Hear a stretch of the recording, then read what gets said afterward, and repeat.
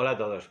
Esto es la Biblia en casa y el versículo correspondiente a las lecturas del día 12 de marzo de 2023, tercer domingo de Cuaresma, es el siguiente. Dios es espíritu, y los que lo adoran deben hacerlo en espíritu y verdad. Juan 4:24. El contexto es la conversación con la samaritana y en concreto aquel pasaje en donde la samaritana le pregunta por la adoración a Dios, en qué templo, en qué templo o en qué lugar, en el Monte Garicín o en el templo de Jerusalén.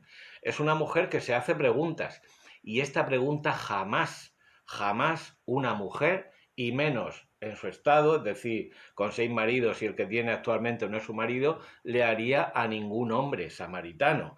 Y se la está haciendo precisamente a Jesús. ¿Por qué? Porque Jesús le ha abierto el corazón y está expresando lo que ella tiene, que es una mujer, ya digo, es una mujer inteligente, es una mujer que se hace preguntas. Y el Señor ve esto antes que su pecado. Brevemente, en el año 721, el reino del norte, el reino de Israel, el reino de Israel se había dividido en dos a la muerte del rey Salomón. El reino del norte, el reino de Israel, y el reino del sur, reino de Judá. El reino del norte fue conquistado por los asirios en el año 721 y se llevaron a mucha gente como esclava y repoblaron con personas pues de aquella zona de Babilonia y de Asiria, que eran paganos. Y entonces allí se formó un culto entre la religión de los israelitas samaritanos que estaba impregnado de prácticas idolátricas. Cual los judíos, los del reino de Judá, los del reino del sur, consideraban a los samaritanos, ya digo, como idólatras. Incluso ellos, por ejemplo, solamente idólatras o prácticamente paganos, solamente los samaritanos solamente admitían el Pentateuco, es decir, Génesis, Éxodo, Levítico, Números y Deuteronomio, y además lo habían alterado a su conveniencia.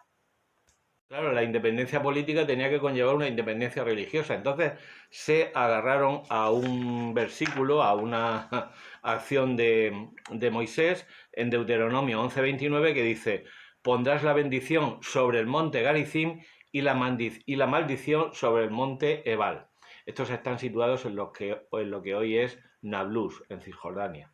Los samaritanos construyeron un templo en el monte Garicín en el año 400, pero uno de los macabeos, Juan Hircano, lo destruyó en el año 129 y todavía seguían, a pesar de la destrucción de ese templo, todavía adoraban a Dios en el monte Garicín. La adoración se debe hacer en espíritu y en verdad. ¿Esto qué significa? Pues que Jesús reclama que al ser Dios espíritu hay que dejarse habitar por el Espíritu de Dios, que nos hace exclamar Abba Padre, como lo dirá San Pablo en Romanos 8:26. En realidad, esta vida en espíritu y verdad también significa que lo que nace del espíritu es espíritu y que para esto hay que nacer de nuevo del agua y del espíritu, como le dijo en el capítulo anterior a Nicodemo, Juan 3. Adorar significa rendir homenaje de sumisión y respeto. Nos sometemos por virtud de que nuestro espíritu se une al espíritu de Dios. Nos sometemos a la voluntad del Padre, renunciamos a la carne y a las obras muertas, como dice Hebreos 6:1, y producimos el fruto del Espíritu, del que habla San Pablo en Gálatas 5:22 y 23, que hemos visto en la Biblia en casa.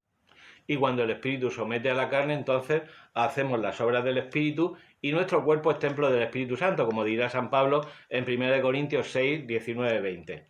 En definitiva, ¿significa este versículo que ya no hacen falta los templos? No.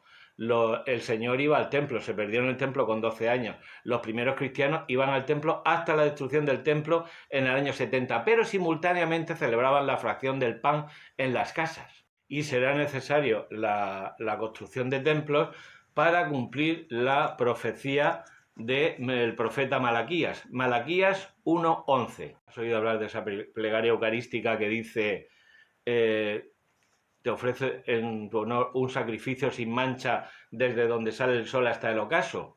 Pues mira lo que dice Malaquías 1:11. Pues de oriente a occidente mi nombre es grande entre las naciones, y en todo lugar se quema incienso en mi honor, y se ofrece a mi nombre una ofrenda pura.